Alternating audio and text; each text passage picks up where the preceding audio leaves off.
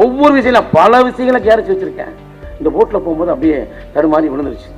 வந்தாச்சு 12:30 வந்துட்டாங்க சாப்பாடுக்கு. அப்படியே போயிட்டு இருக்கு, ஷூட்டிங் போயிட்டு இருக்கு. கரெக்டாக 1 மணிக்கு பிரேக்கு. யாரும் சாப்பிடல, அப்படியே யோசனை பண்ணிட்டு இருக்காங்க. எம்ஜிஆர் திரும்பினாங்க, தலைவர் திரும்பினாங்க.